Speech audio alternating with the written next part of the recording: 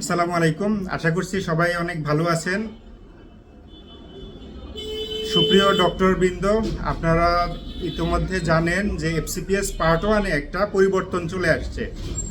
সাধারণত দেখা যায় প্রতি বছর জানুয়ারি এবং জুলাই দুইটা সেশনে এফসিপিএস পার্ট ওয়ান পরীক্ষা হয়ে থাকে, কিন্তু যে পরিবর্তনটা আসছে সেটা হচ্ছে জানুয়ারির পরিবর্তে ডিসেম্বরে হবে পার্ট ওয়ান পরীক্ষা, আর জুলাইয়ের পরিবর্তে এক মাস আগে জুন মাসে হবে পার্ট ওয়ান পরীক্ষা। সো জানুয়ারি এবং জুলাইয়ের পরিবর্তে ডিসেম্বর এবং জুন, এই যে এক মাস এগিয়ে নিয়ে আসা হয়েছে, এটা কেন করা হয়েছে? অনেকের মধ্যে এখনই বিভিন্ন ধরনের প্রশ্নের উদ্রেক ঘটেছে যে কেন এটা এক মাস আগে নিয়ে আসা হলো। তো অনেকে দেখলাম যে আমি কয়েকটা আপডেট দিয়েছি, আপডেটে অনেকে ক্রাইং রিয়াকশন দিচ্ছে যে এটা মনে হয় কোনো দুঃখের খবর। হ্যাঁ, আমাদের মধ্যে মানে বিভিন্ন ধরনের দুঃখজনক সংবাদ শুনতে শুনতে এমনটাই আমরা অভ্যস্ত হয়ে গেছি যে কোনো ধরনের আপডেট পরিবর্তন দেখলেই আমরা মনে করি যে এটা মনে হয় কোনো দুঃসংবাদ। হ্যাঁ, এমনটাই ঘটছে আসলে। তো এটা কোনো দুঃসংবাদ না, এটা সবার জন্য সুসংবাদ। সেটা হচ্ছে জানুয়ারি মাসে এফসিপিএস পার্ট ওয়ান পরীক্ষা হলে যেটা হতো, মানে এতদিন ধরে যেটা হয়ে আসছে, সেটা দেখা যায় পার্ট ওয়ান পাস করার পরে যারা নতুন করে এফসিপিএস পার্ট টু ট্রেনিংটা শুরু করবে তাদের জন্য একটু প্রবলেমেটিক হয়ে যায়।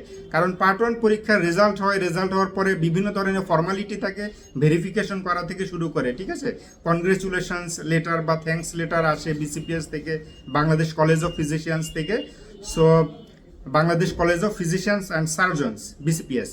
সো যাই হোক, বিভিন্ন ধরনের ফর্মালিটির কারণে পার্ট টু ট্রেনিংটা শুরু করতে করতে এইটা দেখা যায় যে 6 মাস ব্রেক হয়ে যায়। দ্যাট মিনস জানুয়ারিতে এফসিপিএস পার্ট ওয়ান পাস করার পরে অনেকে জুলাইতে জয়েন করে, প্রায়ই এমনটা ঘটে।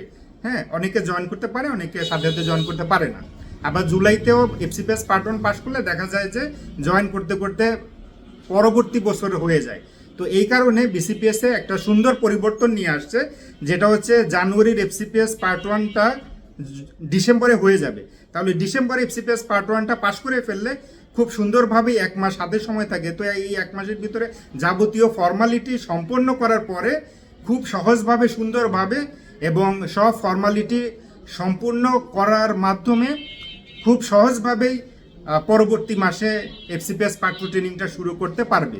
সো এই কারণেই একইভাবে জুলাই মাসে না হয়ে জুন মাসের মধ্যে এফসিপিএস পার্ট ওয়ানটা কমপ্লিট করার এটা হচ্ছে নতুন পরিবর্তনটা ঘোষণা করছে বিসিপিএস। তো যার মাধ্যমে জুন মাসের পার্ট ওয়ান পরীক্ষা যারা পাশ করবে তারা খুব সহজেই জুলাইয়ে ট্রেনিংটা শুরু করতে পারবে। আশা করছি সবাই এখন খুব সুন্দরভাবে, পরিষ্কারভাবে তথ্যটা